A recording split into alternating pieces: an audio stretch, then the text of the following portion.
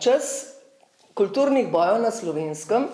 je čas korenitih temeljitih sprememb, ne samo za odnos med rimokatoliško cerkvijo in pa slovenstvom oziroma slovensko državo, ampak predvsem tudi za konstituiranje in pa spreminjanje podobe in pa predvsem vloge, ki jo je imela ženska v takratnem slovenskem svetu. To je čas razburkanih duhov, tako strani prenove znotraj rimokatoliške cerkve, ki je pravzaprav imela izziv, kako slediti potrebam časa, in hkrati razburkano dogajanje na področju ženskega vprašanja. To je čas, ko po eni strani se zdi, kot da bi novo nekako zelo bučno in burno trkalo na vrata starega. In v tem okviru je izjemno pomembno vlogo odigral Anton Mahnič, škof, izredno pomemben slovenski teolog, mislec, ki se je v prvi vrsti boril za pravoverje, zelo ga je skrbelo, da bi ohranil pravzaprav v slovenstvu tisto neko pravo krščansko jedro, po drugi strani pa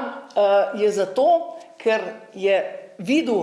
nek način videl izjemen čas, v katerem je živel, ga je na nek način prepoznal in lahko rečem, da se ga je morda malce bal. In zato postal v določenih okvirih zelo radikalen, predvsem, kar se tiče odnosa žensk oziroma do žensk in ženskega vprašanja v tistem času. Mahniča v tem kontekstu lahko razumemo kot nek način varuha časa, na nek način varuha pravovernega krščanstva. V kontekstu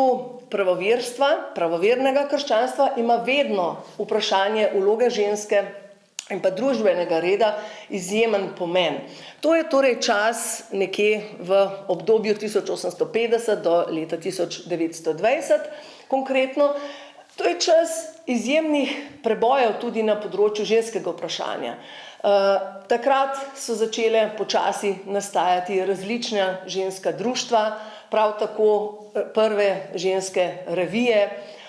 glasovi žensk so se počasi pomikali v ospredje, vendar pa je kljub močnemu prizadevanju žensk za to, da bi stopile iz pasivnega položaja v malce bolj aktiven položaj, da bi predvsem dobile svojo inherentno veljavo, ontološko gledano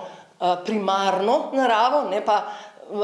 bile ontološko gledano nekaj sekundarnega, kot je pravzaprav dolgo časa veljalo predvsem v kontekstu predsodkovnega, stereotipnega okvira pojmovanja vloge ženske in pa njene narave v okviru neoskolastičnih teoloških argumentov, ki jih je mnogokrat uporabljal in utemeljeval tudi Anton Mahnič. Torej, ženske po eni strani takrat poskušajo postajati aktiven član, aktivne članice družbe in pa religije, ki so jim pripadale, se pravi slovenskega prostora, ki mu je takrat seveda v veliki meri, največji meri dajal glavno taktirko ravno rimokatoliški nekako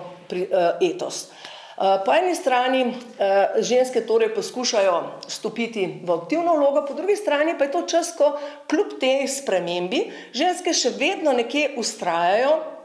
v okviru, ki jim je bil dolga stoletja takrat podan, to je okvir biti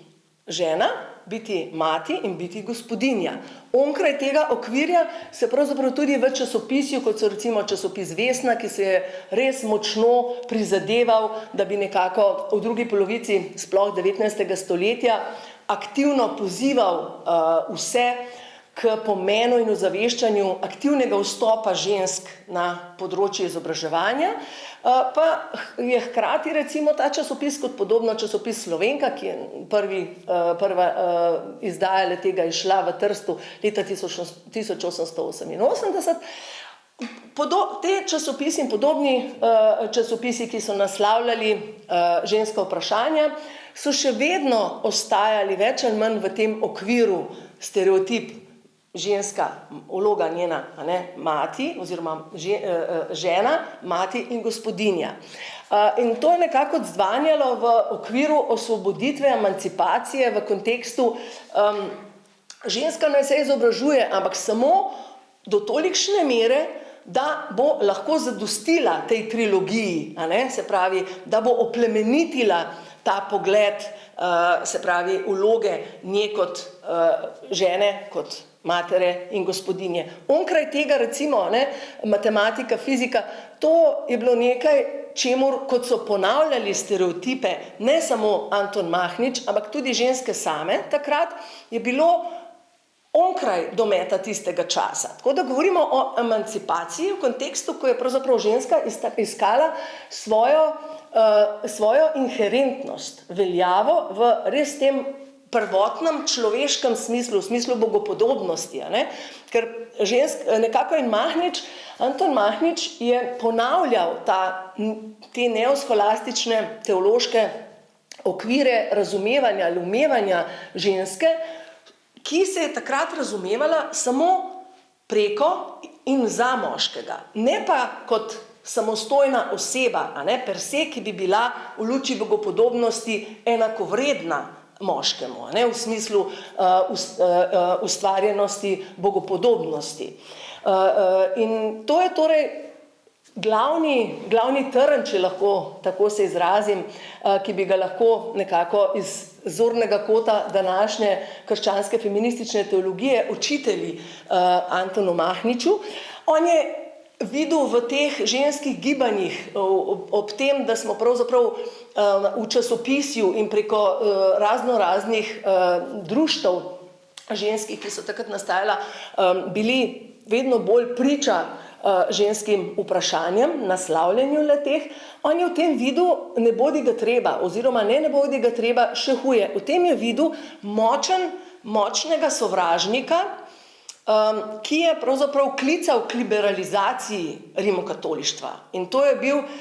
on je posledično to razumel v kontekstu tistega časa, seveda, kot neko zlo, ki je bilo nevarno za ohranjanje neke pravovernosti, za katere se je on zavzemal, ker Mahnič je zelo tesno usporejal versko identiteto in nacionalno identiteto naroda takrat. In se je bal, da bo v bistvu s tem to njegovo geslo oziroma vodilo vse prenoviti v Kristusu, s tem, ko bo ženska aktivno vstopila v to področje, nekako padlo v vodo, oziroma resno ogroženo bilo. In v tem okviru je tudi nasprotoval ne samo izobraževanju žensk, v smislu sledil je tej maksimi, ki sem jo že prej omenila, ki so jo tudi ženske same perpetuirale takrat, da nujno je izobraževanje ženske, ampak samo do enega okvira, torej izobraževanje ženske ne služi za to, da bo ženska bolje služila moškemu, recimo, to je Mahničeva ideja ženskega izobraževanja oziroma izobraževanja žensk. In v okviru tega je tudi razumel in nasprotoval udejstvovanje žensk v kontekstu prakticiranja telovadbe kot neko nujno zlo, ki bo uničila njeno naravo. Ker on se je skliceval, tu vidimo te neoscholastične atribute, če hočete, ali pa zametke Mahniča, pri Mahniču, sklicevanje na žensko naravo, ki mora ostati šibka, poslušna, pokorna, v smislu služenja, ampak ne v smislu služenja svetopisemskega interpretacije, ampak v smislu zlorabe le tega na nek način, ali pa bom rekla napačnega razumevanja služenja. In on je razumel, da če bo ženska telovadila, če se bo zdejstvovala teh telesnih okvirov, da bo s tem postala močnejša. Tudi ne samo fizično, ampak tudi duhovno. V smislu duhovno, v smislu, da bo v bistvu želela na nek način posegati tja, kamor in ne pritiče mesto. In tu zanimivo je, da recimo Mahnič je polemiziral, on je bil takrat urednik seveda najbolj pomembnejših časnikov oziroma glasil tistega časa, rimski katolik, glasilo pomembno ne samo za teološke, ampak tudi širše kulturne in sociološke razprave. Po drugi strani pa imamo časopis Slovenka, katerega urednica je bila Marica Nadlišek Bartol in ona dva sta se, tako kot še številnimi drugimi kolegicami, ki so pisale v ženskem časopisju, velikokrat prav v Slovenki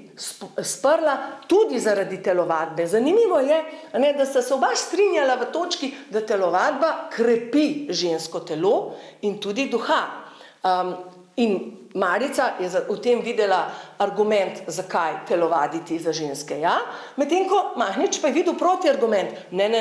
zato tukaj tiči argument, zakaj ženska ne sme telovaditi. No, zadeva v zvezi z telovadbo in žensko aktivno vlogo v tej se je končala pravzaprav z enim kompromisom strani Mahniča v kontekstu, v redu,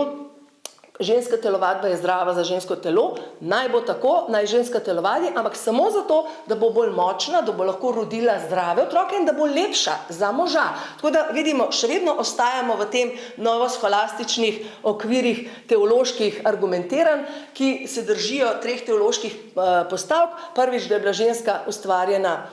iz moškega in